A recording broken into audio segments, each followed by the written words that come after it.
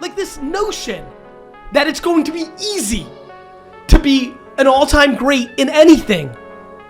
I sacrificed my entire childhood to be a great entrepreneur. Just for the record, I have deep-rooted shit. Because I was not a normal child. I worked every day of my fucking life. Just so everybody's, like, I'm happy, but like, I got shit. Everyone has shit. Yeah. Of course, how could you want to be one of the great, how is that, how do people not understand? The difficulties are gonna be there. Everyone's looking at your son right now, who's in America, who's a soccer player, and it's like, oh, lucky, awesome, good for him, all good stuff. Do they want to go to Germany at 15 and fucking have that culture shock? Or do they want to go to the prom? Exactly. Or do they want to hook up with Sally? Or do they with a Visco girl? Or like, what do they want? Like, are you fucking kidding me? Enough. You want to be fucking LeBron? Bleed like LeBron. You want to be Beyonce? Bleed like Beyonce. Mm-hmm. Yeah. It was something. Enough. I mean, I'll never forget, those first few months, and just not allowing him to make an excuse or to say, dwelling is fucking suck it up, cancer. get up in the morning. If this is what you want, this is how it's going to be. Yeah, and it's not, for anyone who's listening who might be confused, who's saying, well, how's that any different than the person yelling at the back of the car after? It's not that. It's accountability versus ridicule. There's a reason those two words exist. They're different. Well, and I think it's also, because I think also what you can do with that kid that doesn't want to get up and doesn't want to do these things, that's okay. Like, you don't have to be in the top 1% of soccer players in this country. And you don't have to get up right now, but you have to understand that it's like your actions have consequences. And so you need to decide what it is that you want and then act accordingly. We live in a world that people's actions do not match the ambitions coming out of their mouth. Sure. Yeah. The end. And you can change either. You can change your actions, Correct. or you can change your ambition. Correct. I think either is an option. Let me give you an example. Think anybody. Let me give you an example. My son is like, I'm gonna dunk, and I'm like, look, already he's 7. I'm like, listen, man, mommy and daddy, we're not you guys. I'm not sure we're giving you the DNA for that. I'm like, look, do your thing. And I had this crazy combo, like somebody overheard it and was like, that's weird. They thought I was like crushing dreams. And the combo ended with me saying, look, I think you could be a really, really awesome intramural city league player, right? And like, he was like, he's 6 at the time, 5 at the time. He's like, what does that even, I don't know if he even knows the city league basketball. Yeah. Like, I'm like, look, D3 shitty squad, 3-point shooter, maybe but here's what's interesting about that. A father or a mother that says that to a kid, do you know how many people told me that I couldn't? I didn't give up or said, oh, my mom and dad or others said I couldn't. That got me more fired up. I'm like, I'm gonna fucking stick it to everybody. That was my structure. To your point there, like this notion that you can be LeBron, baby. Like the thought of like that conversation, that's doing a lot of damage. And to your point, when you're 14-year-old that 11 to 16-year-old range gets real interesting to me because these kids start changing, and all of a sudden the 13-year-old guy, just cliche stories, the 13-year-old guy who's gonna be the next fucking Mbappe, that's what he thinks, all of a sudden grew 6 inches, took his braces off, and the cutest girl at his camp thinks he's cute, and his chemicals changed. His world just changed. It changes. And if he then changes, and all of a sudden he doesn't want to be Mbappe, well, guess what? That's life too.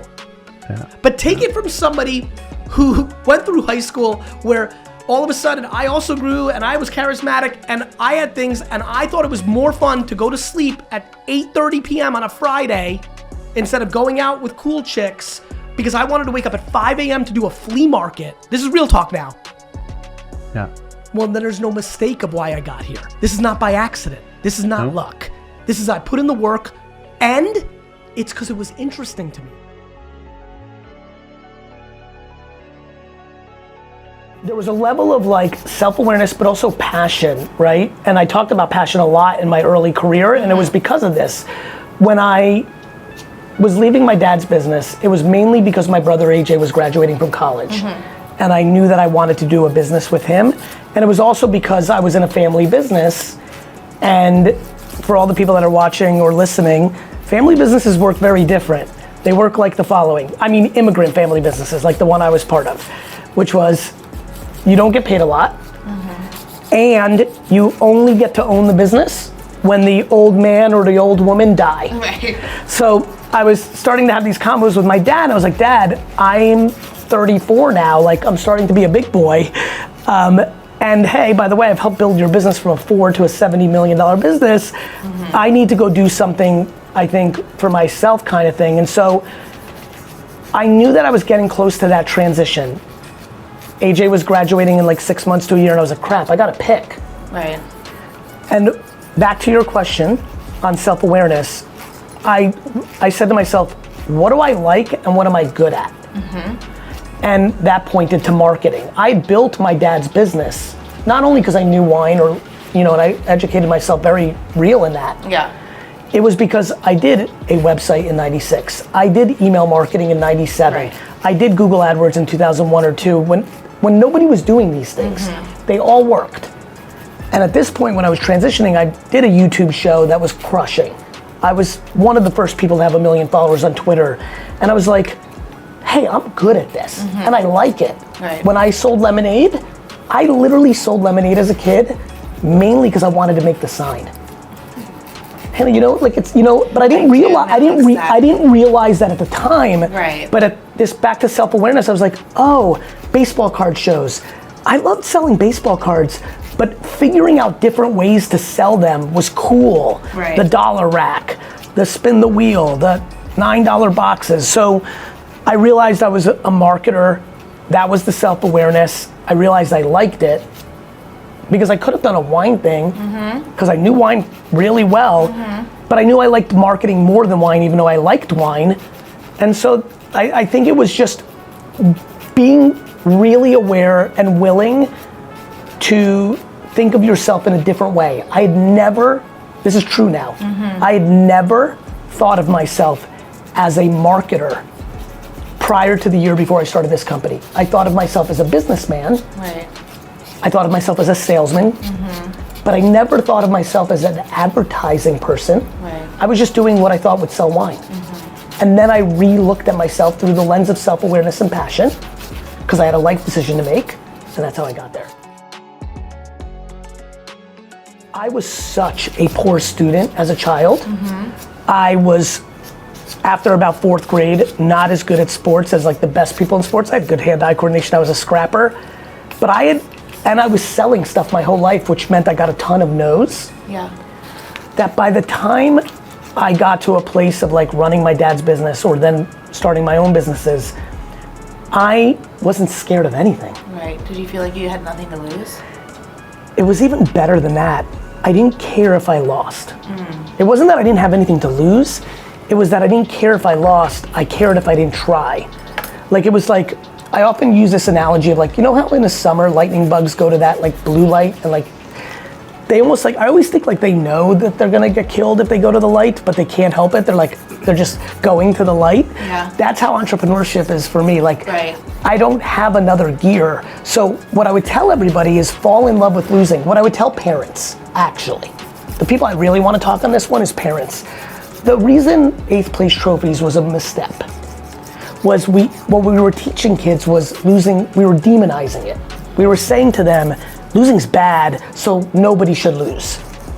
And what happened was the young Gen Z generation, the young millennial Gen Z generation was really, unfortunately, not everyone, there's millions of parents that parented differently, but by and large, especially in first world countries, a lot of people today, the age 18 to 32, grew up in a parenting model that believed in 8th place trophies, that believed in delusion, self-esteem building, because I think self-esteem building is the best, but I think it has to be grounded in practicality. Right. Like, Right. if your kid, Inflate it, it can't, right. yeah, like if your kid doesn't have a musical bone in their body, but she loves Beyonce, it's probably a bad idea to tell her she could be Beyonce too. Right. But we lived through that. Right. We're starting to change because I think we're seeing the ramifications. Right. I would argue a lot of things that are most dangerous about society today is far more grounded in some of the theories of modern parenting than it is grounded in social media. And I think we have to start taking on accountability. So what I would tell everybody is the following. What were my fears? None. I've been losing all my life in school, in sports, in like business, like that I was prepared to lose again. Most people aren't prepared to lose again. Most people, the reason so many Ivy League school kids struggle as operators is they weren't accustomed to losing. When I was an investor, I realized, oh, wait a minute. And I'll tell you, it's really funny. Back to some of the movies and some of the stuff, I found that kids that weren't popular, but were Ivy League kids, did better as entrepreneurs than the kind of the lax superstar, the good-looking guy who went to Penn. Like, they just had too much winning. And were scared of losing. And then the problem with a business is there's no judge and jury, it's just the market. There's no teacher, there's no family relationships. It's just the merit of the business. So I would say, I didn't have fear, but I would say to answer your question in a way that I hope brings value, for the parents that are listening right now, the quicker you teach your children that losing is not only bad, but weirdly kind of cool. Like, I'm very depressed right now because the Knicks have lost the last 2 games, okay? I didn't want to bring it up. Yeah, thank you. So I flew home late last night after the game. And like, I'm sad, but secretly, I kind of like it because I like the pain as like it's part of me. And I think more children, more humans need to learn how to be able to deal with adversity and losing. It'll make them happier.